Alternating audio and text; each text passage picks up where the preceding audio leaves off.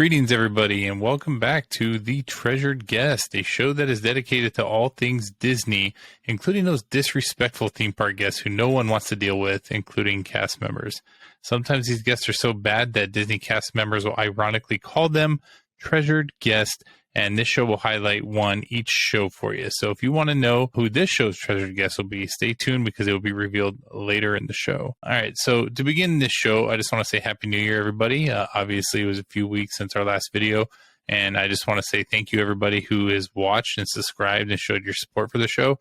I love it very much. Hello, everybody. Future Greg here from the future. Anyway, well, I was so excited. Sorry, I had to butt in. But as I was editing this video, I was pleasantly surprised to receive my first YouTube comment ever on the Treasure Guest Show. So what I wanted to do is I want to take a quick moment to shout out to Katie Loves Bunnies. And the comment that she left was, I never heard the slang treasured guest. I always heard that if a cast member was being annoyed by the guest as the guest was leaving, the cast member would very sarcastically say, "Have a magical day." And you know what? I am sure there's probably hundreds of things that the cast members call guests who are, not being nice to them and being meanies. But what I wanted to do is I just wanted to give a shout out to Katie. Thank you for being the first ever comment on the show. And you know what, Katie, as a gift, as my gratitude, at the end of every show, I am going to be using the words, "Have a magical day" in some form or fashion. So Future Greg signing off. Thanks, everybody. Bye. And we know that with the new year comes new things, and everybody wants to get excited about, what's coming this year in 2023, or what are my new goals going to be? What am I going to do this year? Stuff like that. So what I wanted to do was share some of the things that I'm most looking forward to this year in the Disney parks and Disney company. Now, I will say that the chairman of the parks, Justin Morrow, just released a whole bunch of new and awesome beneficial things that are going to happen park wise. This video will not be covering that. I have my own separate video that will cover that, so go check that out. Some of these things may also be in that, but for the most part, if you want to go see everything Josh Morrow said and watch my coverage on that, go check out that video. So now, without further ado, let's get into the things that I am most excited for 2023 and the Walt Disney Company and parks. So first things first, it's the 100th anniversary of the Disney Company. So take a second to think about that real quick, right? How many companies, there are very few, but how many companies out there have lasted 100 years? There's not that many. I think even globally, there's probably not that many. So kudos to Disney for lasting 100 years. Obviously, it all started with the man Walt Disney. However, a company does not survive without great leadership and a great team, and everything that they have done, from theme parks to movies to TV shows to, every little thing that Disney has done throughout the years, congratulations to Disney. So to go along with, the parks and the 100th anniversary. So they are doing a lot of stuff, and they're going to continue to do a lot of stuff. A lot of it not even announced yet. We're not going to know. I mean, we're barely in January right now, and we have an entire year plus that they will celebrate the 100th anniversary. But you're already starting to see some merchandise in the parks. So there's already clothing, shirts, there's dresses, they're even putting out like thermos and lanyards and, things like that. So, and that's just the very beginning. All the parks are going to be touched up in some way, whether it be, walls that say the 100th anniversary or characters in different get-ups and stuff like that. So, it's going to be a very cool time for all the theme parks across the globe for the 100th anniversary. And, there's going to be other things too. There's probably going to be special events, special food events, things like that. So, kudos to Disney, and looking forward overall generally to what they are going to do for this celebration. But let's kind of break it down park by park and talk about some of the things that I'm most interested in the parks for 2023. So first up, Walt Disney World. So I think the biggest news is that, at least in the next couple months, is that the Tron Lake Cycle Run coaster, it has an official opening date. So the official opening date for that is on April 4th, which that ride has been, I think, under construction and being built for at least 4 years now, I believe. And not only was it under construction, but where it was at in Tomorrowland in the Magic Kingdom, essentially took out the Walt Disney Railroad because the Walt Disney Railroad couldn't go all the way around the park, right? So they weren't running the railroad this entire time as well. Well, luckily, though, a few weeks ago, towards the end of 2022, they did reopen the train ride at the Magic Kingdom, which is awesome. That's something that is, I love doing that ride. I love to just get on it. You know, it's a great way to relax, and it's a great way to move around the park as well. So save you some steps in your walking, as well as kind of just get to chill and enjoy a relaxing train ride. However, Tron Light Cycle Run will probably not be chill. It'll be a thrill ride, obviously. This ride was, I think, built in Shanghai Disney back in 2016 when that park opened. So if you want to see what the parks or what the ride's going to look like in Magic Kingdom, go check out those ride videos. They're all over YouTube. You can find them. Just search for Tron Light Cycle Run and you can see other people's like POV ride throughs. It seems like an awesome ride, and I cannot wait for to be able to ride it one day in Magic Kingdom. All right, so the next thing is the continuing transformation of Epcot. So at the last D23 Expo, they talked about, Josh D'Amaro talked about how they're going to do a multi-year phase to totally redo Epcot. And if you've been to Epcot recently, within like the past year and a half, there's been nothing but construction walls. They've been tearing down buildings, building new ones in their place. I know what they're going to be opening up here, I think sometime this year, is like the water attraction part of it. It's not really an attraction, it's more of like a walkthrough, but it's like a Moana-esque like water, like rocks and, you know, walkthrough area and things like that. So that's going to be done. Obviously, the Guardians of the Galaxy ride came out last year, but they're also continuing to build around that area of the park. So there's a whole bunch of stuff that they're doing with Epcot. One of the cool things that I'm looking forward to too is those hideous barges that are in the water area around World Showcase. Those are going to be removed, evidently.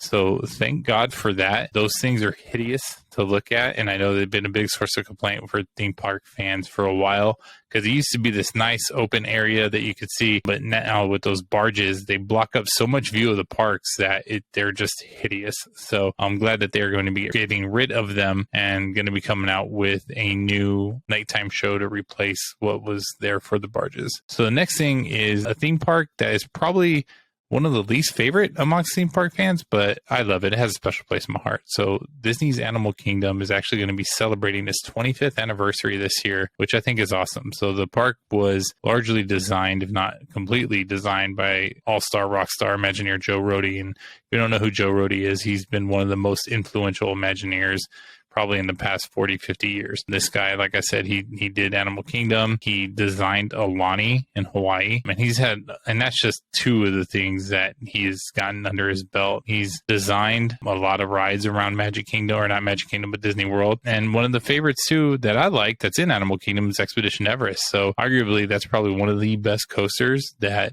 is in Walt Disney World. Obviously, Tron Light Cycle Run might give it a run for its money when it comes, when it opens up here in a couple months. But I love Animal Kingdom, man. I mean, the things that they do for the animals there, the educational things that they do, the obviously the conservation piece part of it. And on Disney Plus too, there's I think they just came out with the second season of Disney's Animal Kingdom, which is kind of like a behind the scenes look of everything that they do in that park and everything that they do for the animals. And they're just continuing to build on it too. I know they, opened up Avatar Land a couple years ago, which I know not a lot of people are fans of Avatar, but in that theme park, it fits, uniquely. It fits, ironically, because it's so beautiful there, especially at night. And the way that they design that part of the park, it's just beautiful. So congratulations to Animal Kingdom celebrating 25 years. And, here's to 25 more, right? The last thing I want to talk about is the new nighttime shows. So they are bringing back the Happily Ever After nighttime show in the Magic Kingdom, which was a fan favorite for years. And I know a lot of people were upset when they got rid of that. Well, it's coming back now. So kudos to them for bringing back that show. It's going to be awesome. And then, as I announced during the Epcot part, they're actually redoing an Epcot nighttime spectacular show, as they like to say. It's unnamed as of right now, but I think anything's better than those barges, right? I don't think they're going to bring back Illuminations, which was the big old globe spinning thing that was like, it was a cool show. It was just way overdue past its prime. So I don't think they're going to bring that back or redo that per se, but I'm interested to see what the Imagineers are going to do for a new nighttime show in Epcot. All right, everybody, let's head over to Disneyland, where interestingly enough, I think there's better announcements coming out of 2023 for Disneyland than there is Disney World. which you normally never see that. So let's get into it. So the first thing is actually part 1 and part 2 kind of go hand in hand. So the first part is that they are going to be reopening Mickey's Toontown, which I absolutely love. I know a lot of people don't, because that's definitely a large area of the park that kids will just go crazy at. And, you know, people like to get annoyed, but they've had awesome rides there like Roger Rabbit. Toontown, for those of you guys who don't know, is basically they recreated what you would think Mickey and his pals would in a town that they would live in, and they put it there in Disneyland. So they got things like Mickey and Minnie's house, Chip and Dale's tree, Donald Duck's boat, Goofy's house, stuff like that. So they've been completely reimagining it and refurbishing it for like the past, I think, year and a half now. And it's finally set to reopen this year, which I think is going to be awesome. I can't wait to see what they're going to do with that. One of the big things that they're coming out with, which is part 2, is the opening of Mickey's Runaway Railway. So this attraction opened up in Disney's Hollywood Studios at Walt Disney World over in Florida a couple years ago. And it is seriously one of my favorite attractions at Disney World, hands down. What they did with the animation and the 2D and the way you like transfer in the rooms, and like the whole Daisy Duck scene where you're like in tandem dancing with Daisy, it's amazing. It's unbelievable. If you haven't seen it and you're not worried about spoilers, if you've never ridden it, go over, check out people's videos on YouTube. I'm sure there's thousands, if not millions, of those things, of the ride-throughs of Mickey's Runaway Railway. And I'm glad that it's going to be coming here to Disneyland, and more importantly in Toontown, because I think it fits better in Toontown than it does over in Hollywood Studios and Disney World. However, it's an amazing ride, and I can't wait to ride it again. And actually, I will be in Disneyland around the opening of this ride, so I can't wait to ride it. I will take, obviously, some video of it and post it here for you guys all to see. And if you're in Disneyland too while I'm there, come say hello. And I'd love to talk to you guys and you know, share our love of Disney together, and what your thoughts are on the things that we talk about on the show, including Mickey's Runaway Railway. All right, so the other thing is they are coming out with a new fireworks show in Disneyland. It's called Wondrous Journeys. And Walt Disney Imagineering released, I think, a YouTube video on it a few weeks ago or about a month ago, kind of talking about behind the scenes and the development stuff that they got planned for this thing. I think it's going to be awesome. It's supposed to celebrate 100 years of animation at the Disney parks and obviously at Disneyland. And just the stuff that they showed is amazing. So anytime they put a new fireworks show up, it's always time to get excited, right? Nobody does firework and nighttime shows quite like Disneyland, and looking forward to that. And to kind of go in tandem with that, they're also reimagining World of Color. So they're going to be redoing World of Color, which is the nighttime show at Disney California Adventure, so the sister park to Disneyland. Now at Disney California Adventure, they don't do fireworks, so they do this awesome fountain show called World of Color, and it's good to see that they're going to be reimagining World of Color. They always update scenes here and there sporadically for World of Color, which the updates are fine, but if they're going to come up with a completely new show and a new reimagining to reflect the 100th anniversary, I think that's going to be awesome, and cannot wait to see what that looks like. All right, so I'm not going to get into all the Disney theme parks. However, the one park that I am going to also talk about is Disneyland Paris. And the reason is because I'm biased. I've never been to Disneyland Paris. However, this year, at the end of the year, my wife and I are going to go there for the first time. And we are beyond excited to see what is at Disneyland Paris. So let's get into some of the things that I am looking forward to during my visit and things that may be happening in 2023 at Disneyland Paris. So first of all, the Disneyland Paris celebrated their 30th anniversary, and that celebration continues through September 30th of this year. Man, we have a lot of anniversaries. So, you know, I said Disney World, Animal Kingdom hit 25 years. Disneyland Paris hit 30th anniversary. The Disney company as a whole hit their 100th anniversary. So celebrations all around. But some of the stuff they've been doing for the 30th has been cool. So obviously they opened up Avengers Campus last year.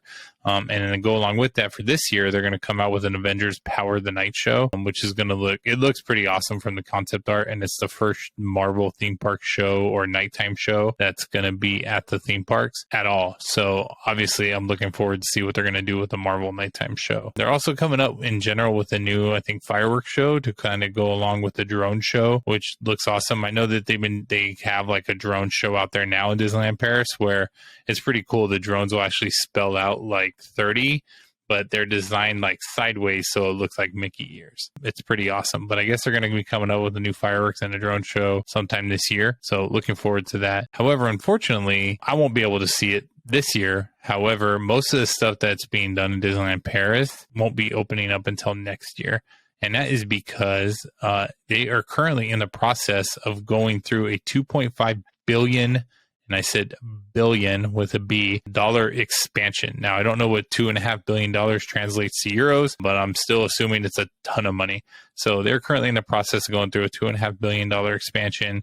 And they're doing things like remodeling Disney Village, which is basically their equivalent to Disney Springs or Downtown Disney here in Disneyland or Walt Disney World. They're also building a Frozen Land, which they're calling Land of Arendelle, which I know that is, I think, getting built and is going to come out this year in Hong Kong Disney, I believe it is. However, them, building that in Paris and just the concept art from that is going to look amazing. And I think they're building like a new hotel there as well. So there's a lot of stuff going on in Disneyland Paris. Obviously, there'll still be plenty of stuff for me to see when my wife can go here, towards the end of the year. But those are the things that are coming up for Disneyland Paris, and obviously looking, maybe I'll have to see what I can do about maybe taking a trip out there in 2024. We'll see. If you guys want to go with me, let me know. No, I don't got that money. I'm just playing. But if you guys are definitely going to be going, or if you're there now at Disneyland Paris and would like to show us around, please do so. Get in touch with us. All right, now, everybody. Now, let's get into this show's treasured guest, which I know is something that you guys have been eagerly waiting for to see, okay, what guest is going to make Greg's list today for treasured guest? Well, to kind of go hand in hand with Disneyland Paris, why don't we share a treasured guest story from Disneyland Paris? So this story comes to us from EuropeCities.com. They look to be a foreign kind of news source. So, forgive any grammatical things that I may say because I'm going to be reading straight from the article. So I will link it in the show notes down below. September 4th from Europe Cities, Disneyland Paris, a man caught in full masturbation was taken into police custody. So full masturbation. I don't know if there's a difference between that and something else. However, I'll just leave it at that. So a visitor to Disneyland Paris was expelled from the amusement park this Saturday evening, which was on September 4th or around September 4th of last year. It was around 6 p.m., police say, when the 21-year-old was seen masturbating in his pants while watching a video on his phone while in front of an obviously popular attraction. Now, what do you think they mean by obviously popular attraction? Are they thinking the castle, or are they thinking something else? Maybe Space Mountain, because Space Mountain is different over there as well in Paris. So, but either way, it doesn't matter. The park security agents intervened quickly, according to the Disneyland Communication Department, before calling the police. So a mother filed a complaint with the police station. An investigation was open, and the man was placed in police custody for his actions, with the worst effect in his family's sight. So nevertheless, the most important thing is that the legal process be initiated, which was done following the complaint of the mother of the family. For the record, according to criminal code out there, sexual exposure imposed on the view of the others in the place accessible to the public gaze is punishable by 1 year's imprisonment and a fine of 15,000 euros. It does not matter that the object of the offense remained in his pants. Even in the absence of exposure of a naked part of the body, sexual exposure is established if it is imposed in the sight of others in a place accessible to public view, the explicit commission of a sexual act, real or simulated. And when the facts are committed to the detriment of a 15-year-old minor, the penalties are increased to 2 years imprisonment and a fine of 30,000 euros, continues the penal code. So yeah, so that's pretty crazy, right? I mean, one, what the hell are you doing masturbating in a park full of families and kids? Like, the hell's wrong with you, man? Do you think that the fine is not enough? I leave that to you guys. I mean, 1 year, 15,000 euros is the minimum. I don't know what 15,000 euros is, obviously, but I'm assuming that's probably about the equivalent of 16,000 US, obviously. And I'm assuming it was a 15-year-old minor that was with the mom. And because of that, the fine potentially got doubled to 2 years in prison and a 30,000 euro fine. They don't say exactly which penalty the individual have, just that he was under arrest and they had him in custody. All right, so there you have it. So what do you guys think? What do you guys think about the 100-year anniversary of Disney? What do you think about my picks for the parks for Walt Disney World, Disneyland, and Disneyland Paris? Is there something that I missed that you want to bring up? comment down below. Obviously, share and subscribe. We would love to see you guys back here, and I would love to see your comments on what your thoughts are. And treasured guests. So what do you think about that story? Also comment down below. And if you're in the parks and you see your own treasured guests, please feel free to share them on the show. You never know. One day, your content, if you filming or seeing a treasure guest in the parks, may make it its way on this show one day. So we obviously want to put those treasure guests in check because their attitudes are never acceptable in the park. And this is Greg reminding you to stay courteous out there, stay polite to the cast members, do not become a treasured guest yourself, and have a nice day. See you next time. Hello, everybody. Future Greg again. Extended outro. So as I told you, and I butted in the very beginning of the show, thanks to our first comment, Katie Loves Bunnies, and her word saying that she's heard cast members use the word magical day sarcastically to rude and mean people who are visiting the parks, I wanted to try this extended outro. So this is Greg reminding you to be nice to everybody, be courteous to the cast members, be nice to everybody around you, and do not be a treasured guest. And for those of you who are or decide to become a treasured guest, have a magical day. See you next time.